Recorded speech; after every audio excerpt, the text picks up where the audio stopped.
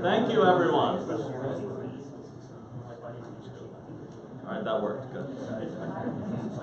Thank you for coming to my talk. It's an honor to be here at BSides Delaware. This is actually my first time at BSides Delaware. It's been a great experience so far, and I'm honored to be able to present here today. Today we're going to talk about introduction to ethical hacking. What is an ethical hacker? How to keep yourself from getting in trouble when you're hacking, you know, the ethical part that goes along with it. A little bit about me. Who's this Brandon guy anyway? It just comes out of nowhere. I am the lead cybersecurity practice at Appalachia Technologies, based out of the capital of Pennsylvania in Harrisburg, PA. We're right across the river, but no one knows what that town is, so I give the capital people know where that is generally. And we do a lot of cybersecurity. We do a lot of penetration testing, a lot of vulnerability assessments. We do a lot with going into different clients in incident response. So that's what we do. I have a master's of cybersecurity information assurance from Western Governors University, very painfully achieved. EC Council certified ethical hacker and certified hacking forensics investigator, which means I studied a lot of flashcards, is what that basically means. So the important credential here is I like to program in Python and hack stuff, because as we all know, actually doing the work is what's important. So today's agenda, we're going to talk about what is a hacker, what makes an ethical hacker, an introduction to ethical hacking. We're going to talk about the penetration testing execution standard. It's been around for a long time, still very important in the industry. Methodologies tend to stay the same while technologies, tools, and some processes change. Methodologies remain the same. 2 plus 2 is still 4, although some people like to debate that nowadays in our current culture. But in general, those methodologies studying those fundamentals are the same. I said just with a gentleman recently, ping in 1980 still works the same way today. That hasn't changed. Fundamentals are important. Then we're going to talk about what's next in ethical hacking. How can you ethically hack things without getting into trouble? So what is a hacker? Well, the modern definition of the word hacker is a person that gains unauthorized access to data, or a cyber criminal. But that's not what it always meant. The original meaning of the word was a skilled computer expert that could reverse engineer things, that had a lot of knowledge. That's what the original meaning of the term hacker meant.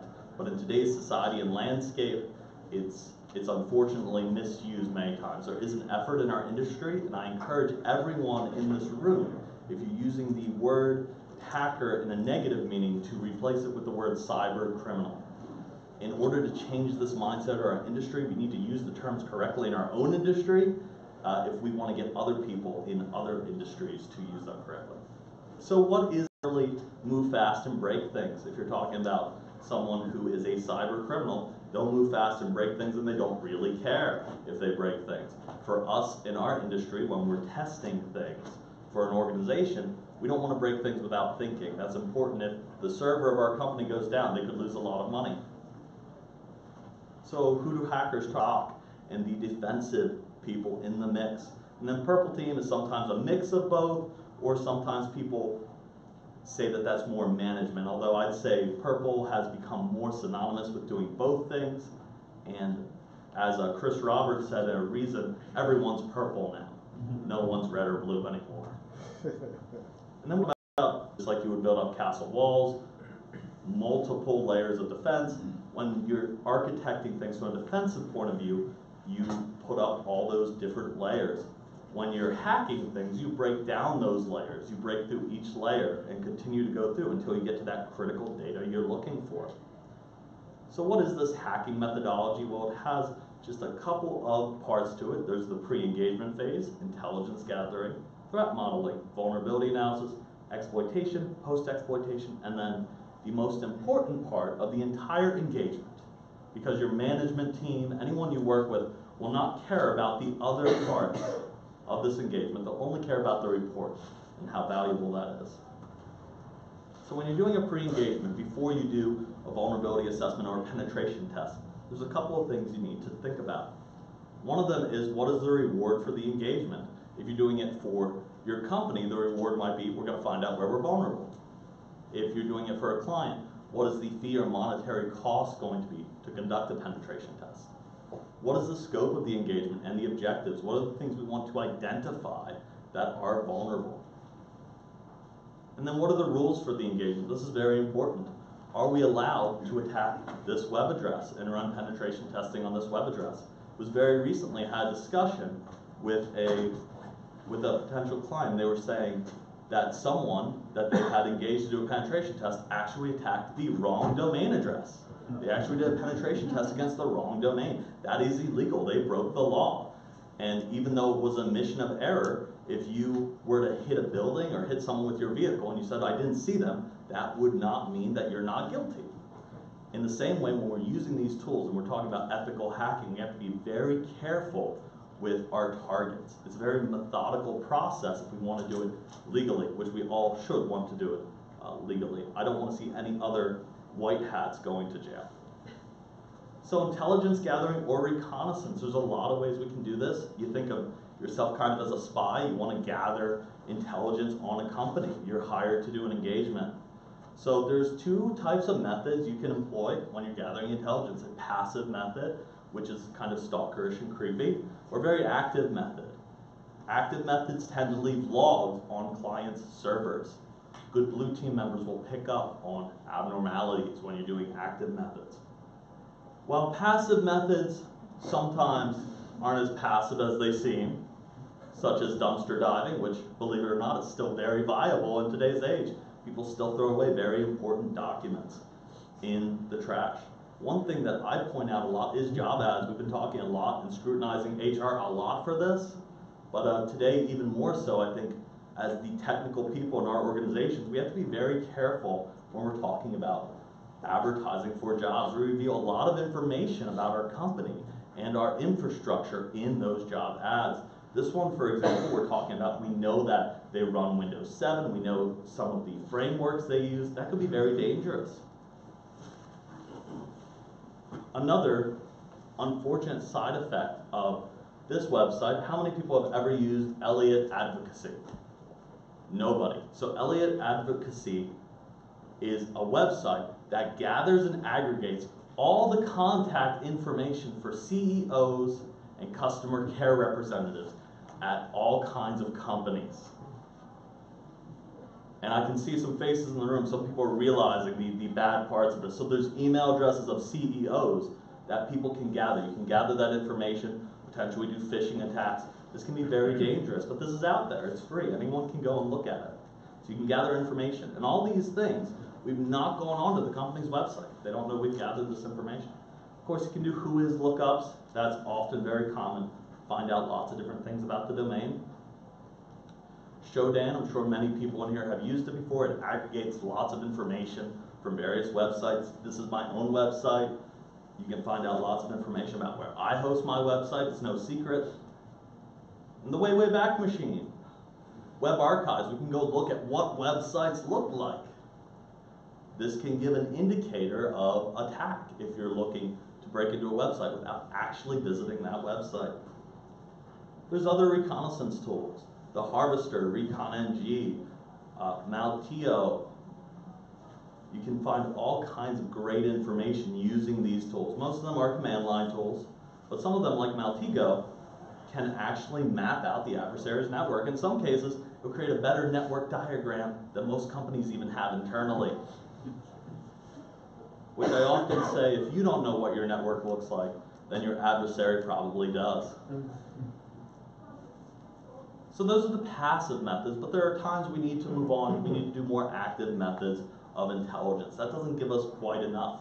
It gives us a lot of information though, but we need to move on to more active reconnaissance. If we're doing web reconnaissance on a company, we might actively visit the company's website, do some scanning and fingerprinting, spider that website, look at all those directories. There was a law firm, I won't say which one, they had a directory open, they didn't realize it, You could browse and see very important client documentation on their website. These things happen all the time. Everyone today is in a rush to do things, and oftentimes things get missed. And then intercepting proxies, you can intercept information, man-in-the-middle attacks. This is my awful website, but I like using it as an example because I have permission to hack my own website. This is Lapalizer, and what this tool will do, it's a Google Chrome plugin, it will actually query and get you all the information on the frameworks of a website you're visiting.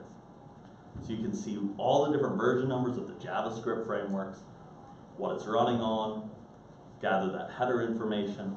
Very important when you go into a website. You can find out all kinds of really bad version information. Nickdo is a server scanner. You can look for misconfigurations, examine HTTP headers, and can identify all kinds of frameworks being used. Now, again, you might just use Lapalizer, but if that doesn't work, you can use Nickdo, and it's very easy to use. Nickdo and then H and the IP address, and it will run a whole bunch of checks, and oftentimes you'll get some information. Now, these are noisy. These are going to create traffic in the web application log in general. But if no one is checking it, which is often the case, no one will know. And in general, hopefully you were contracted out to do this, so there will be some indicator that people know you're looking on their website. Skipfish is a high-speed web vulnerability scanner. It can do over 400 requests per second. It's very straightforward and easy to use and can detect a wide range of issues. Using Skipfish is very straightforward. SkipATest, and you're doing you select your URL and you run it. Again, it's another command line tool, but you can see how fast the requests add up. It's very easy to brute force and attack systems using tools like this. Arachnid, it's one of my favorite tools, and it's not often talked about. It's a web application exploitation framework. It can automate and schedule web vulnerability and application scans. It has a very high success rate of detection. It's 100% free and open source. And it's very easy to use. It has an API. You can automate lots of things in it. It's a very nice tool to check out. I recommend it for people that's looking to dive into more web application security testing. A lot of cool things you can do with it. OlaStaff is an open source, easy to use integrated pen testing tool for finding vulnerabilities in web applications. It is an intercepting proxy. And what that means is you can sit in front of web traffic and actually intercept web traffic on a website. This is why often you'll hear IT administrators ask, why is SSL so important? Why is it so important we encrypt all this data? I still get asked that today, and oftentimes I'm still explaining it. But when you're looking at this, you can intercept and change all that information that's going through. Verb Suite is a commercial tool. They do have a free version. It's similar to OlaStaff. It's considered the de facto standard. If you have aspirations of doing anything in bug bounty hunting, Verb Suite is what you're going to use. It's about $400 for the professional version. I recommend it to a lot of people. It can auto-scan websites, find hundreds of vulnerabilities, intercept. It can repeat requests. It can do a lot of cool things, and it's extensible with Python and Java programming languages. Network vulnerability scanners. We have a lot of them in the industry, and at the same time, so few of them. OpenVAS is the open source one. This can be used and automated to automatically find vulnerabilities. I'm pretty sure almost everyone in this room at one point has heard or used of Nessus. It's the de facto standard in the industry for vulnerability scanning. There's Neckbone, which is by Rapid7, the same company behind Metasploit, and Retina Network Security Scanner. And then Nmap in there too, because despite what people think, it's not just a network mapping tool. You can find a lot of vulnerabilities and things just using Nmap. And Nmap can be programmatically set up, so you can find a lot of different vulnerabilities, lots of options. And of course, if you want to dive very deep into the weeds, you can roll your own using things like Python and things like SkipATest. You can create your own packets and information. You can create your own scanners And you can even use MITM proxy, which is a command line proxy. It's very similar to Burp or Zap. We can intercept web requests and commands, but via the command line in a more scripting and automated fashion. So what is reconnaissance? It's really just gathering information. And the more information you have when you're conducting a penetration test, the more valuable it's going to be. So then threat modeling, what did you find? How valuable is what you found? What's a threat to the business or the organization? And what threats does the organization face from cyber criminals? There's a lot of times where different organizations will face various threats. If you're a financial institution, maybe it's all the routing numbers and banking numbers. If you're a restaurant, maybe you process thousands of credit cards.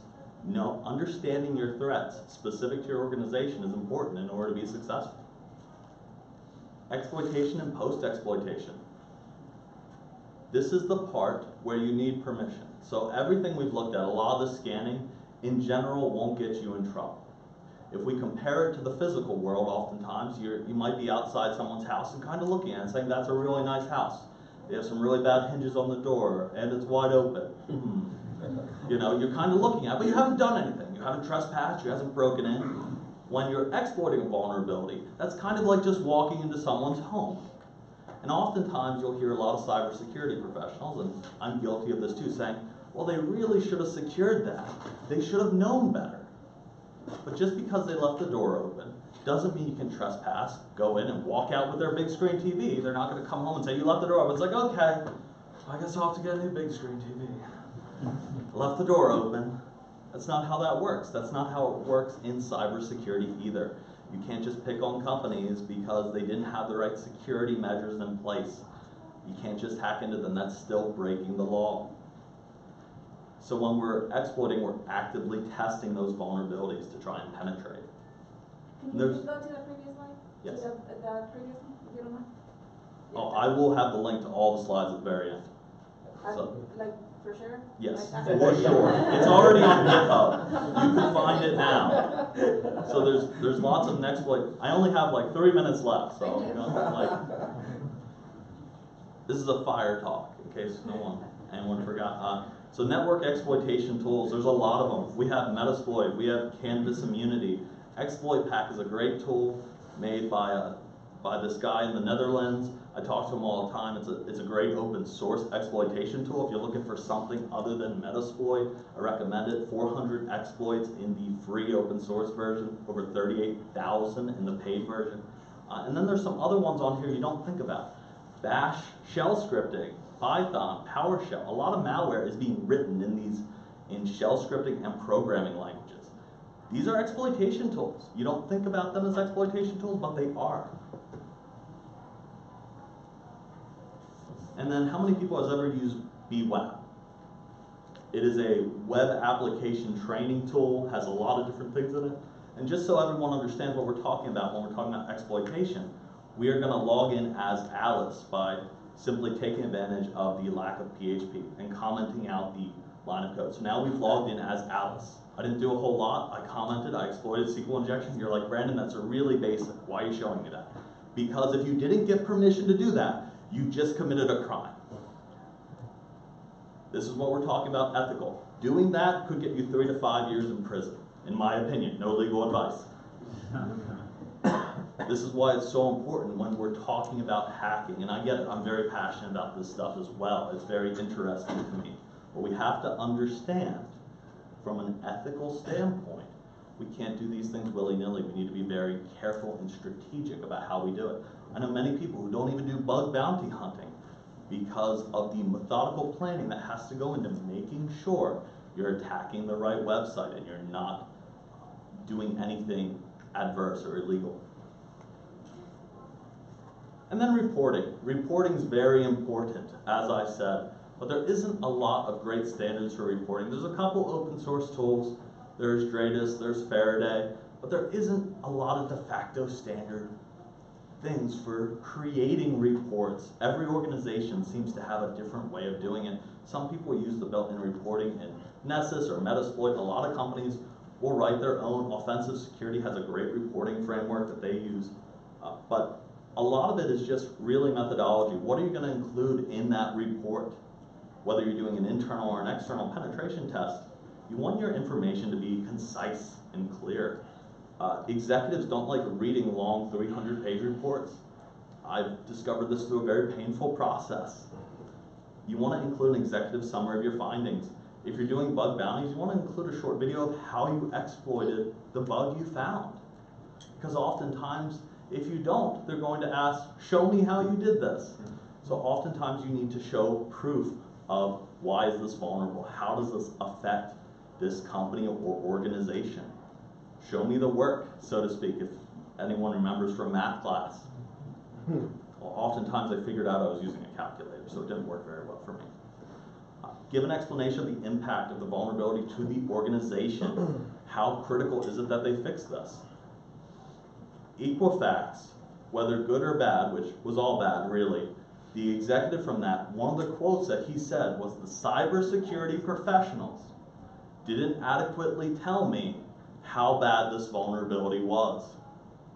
Whether he was telling the truth or just saying that to cover himself is irrelevant.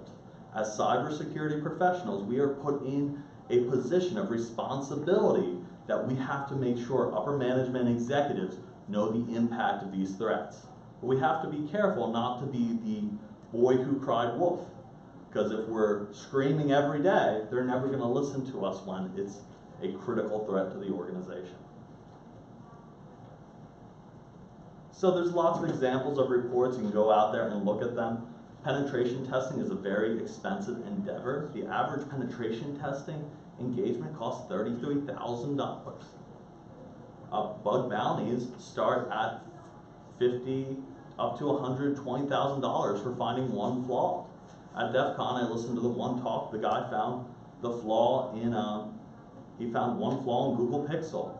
Google paid him out $120,000, one of the largest flaws ever. I don't know how many hours he spent reverse engineering WebAssembly to figure out what he did. There is money to be made here by being an ethical hacker and understanding these things. There is plenty of incentive to do this, and if you like doing this in the field, even better, because we need more passionate people involved in this industry. So what's next? That's kind of the framework. It goes through all of the different facets, but what's next? So now, Brandon, you told me all this. You scared me a lot by talking about jail a lot and giving your opinion. So now what do I do? Well, now the training begins. Cue Rocky mantra. And you can download a lot of different tools to hack ethically on your own systems. OWASP Broken Web Apps is a great one for web applications. It's a little older. It's not fully supported, but the great part about using outdated web applications is a couple of years later, they're still just outdated web applications. They don't really change, right? So you can download that, and that has several different tools that you can use to hack ethically in a safe environment. Metasploitable 2 is a tool that was built to test Metasploit, but it's just a great tool for learning how to hack ethically in an environment where you're not affecting any live systems. And you can use you can use VirtualBox, VMware, any of those virtualization tools for doing your testing. Windows 10 has Hyper-V built in. Some people don't like Hyper-V, but it works in a pinch if you've got nothing else. Web Security Dojo is another great one. That includes the tools and the vulnerable web applications in one ISO image. So I recommend everyone download Kali Linux, boot it up in a VM, give it a try. And another great resource is Hacksplaining. Explains a lot of the different web application hacks. So this is an example of all the different applications on the broken web apps, including WebGoat, Security Shepherd, VWAP, as we saw earlier. And it has some old, vulnerable, real-world web applications too, like WordPress, because I'm sure no one in here has ever visited a WordPress website. Many of them are vulnerable. And then there's a lot of great websites for learning more about ethical hacking and how to hack ethically. Offensive Security has a great resource on learning Metasploit with their Metasploit Unleashed course. Nullbyte.wonderhowto.com has a ton of great tutorials on learning Python, learning all kinds of exploits. Again, you want to do it in a safe environment. Hack the Box is a great CTF or capture the flag platform for testing out things in a safe environment. Cybrary.it has tons of great free video resources. One that I recommend, it's very new, only a couple weeks old, by a good friend of mine, Ken Underhill, who will probably give me flack for saying his name later. Did a great course on penetration testing, ethical hacking. I recommend everyone check it out. After all, it's free. Now, bug bounty hunting. I recommend everyone who's a cybersecurity professional do a little bit of bug bounty hunting. It's fun, it's a great activity, as long as you make sure you're doing it in a legal manner and you follow all the rules that the company sets in engagement. It can be a great way to learn. And based off BugCrowd's report, they say a pro bug bounty hunter, now the key word there is pro, someone who's done it a long time and is a very good expert, can make an additional $10,000 to $500,000 a year. Now I assume that guy who made $120,000 throws off this whole scale a little bit. But there, again, you can make additional money if that incentivizes you to learn this stuff. Great resources is HackerOne.com, BugCrowd.com, and Hacker101.com, which will actually teach you about bug bounty hunting. That is all that site is about. It's sponsored by HackerOne. And then again, we talked about Hack the Box, but there's a lot of additional resources for Capture the Flag. In fact, if you've never participated in Capture the Flag, there's one going upstairs right now. And Capture the Flag is where you're hacking different boxes. You find different text files with a long string, and that's what we call a flag. And then you insert them, you get points for everything you hack. And it's a great way to learn while also having fun too, in a safe environment. And these are all additional websites. Most of them are free. I think a couple of them are paid that you can use to, again, up your ethical hacking skills. And there's other great resources. I encourage everyone to always go to events like this one, meetups, find your local events. I do one in Central PA called PA Hackers, and we meet every month and we just discuss all kinds of things.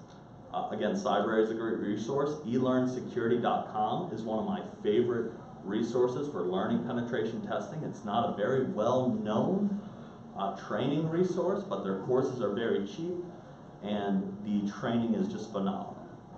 So I recommend them if you're looking in. They actually do have a bare bones free course that you can do, and I always recommend everyone in this field, and I say it to even all of our IT staff, everyone should learn Python.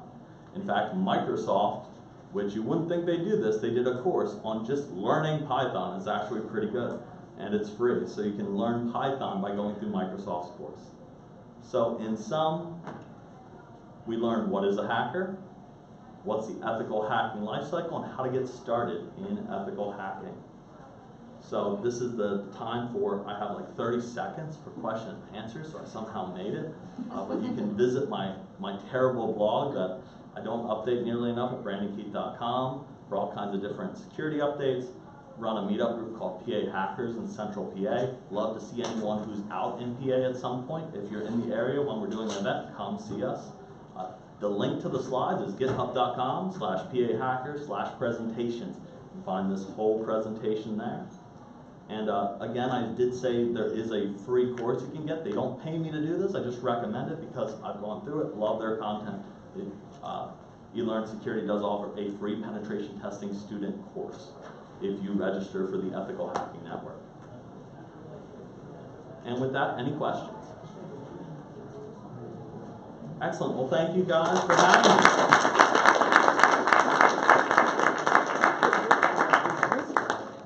No, Chris Roberts, thanks too.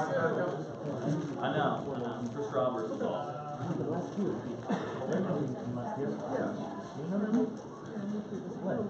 I don't know, man. Maybe it's reverse engineering. I don't know. So this is what I say about the Just want to say hello. Oh, okay. I just like do a couple Presentation. Yeah. Where authorization for